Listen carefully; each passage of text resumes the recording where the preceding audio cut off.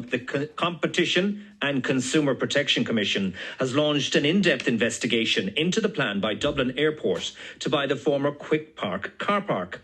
For more, I'm joined by Eoghan Corry, editor of Air and Travel magazine. Eoghan, good evening. Thanks for joining me on Drivetime this evening. Will you remind me about this story, first of all, because I'm sure many listeners will be familiar with the car parking shortage at Dublin Airport earlier this summer and the need to find more spaces.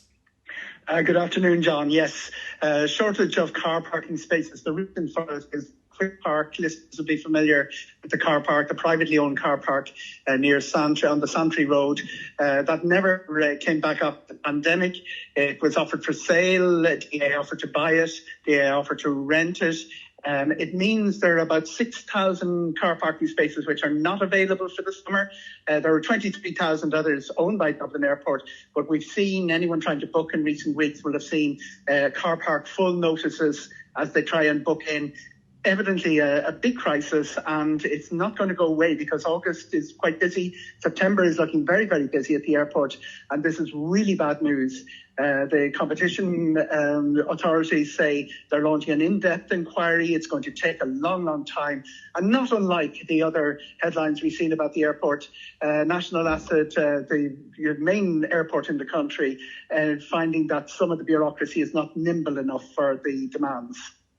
We've heard from many listeners on this one about parking being in short supply, also being expensive at the airports, and from locals living close to Dublin Airport complaining about cars being abandoned in their estates for weeks on end. It looks like this situation is going to continue, or is that the current situation for people heading away on holidays right now? Absolutely, and the real problem is that, seldom of the many problems at Dublin Airport that we've been speaking about down the years has an easy solution been so within our grasp. The easy solution is a short-term solution that wouldn't affect the long-term inquiry to release those 6,000 spaces. Dublin Airport say they have the apps, the buses, everything to get that up and running within a week. They've been waiting for word back. The application went in March. And the discussion has been going on since the previous autumn. It ran into different bureaucratic hurdles on the way to this.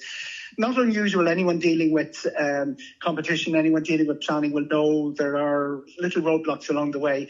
They're a big drama when they affect the main airport for the island. Do we know how long this investigation will take now from the Competition and Consumer Protection Commission, Eoghan?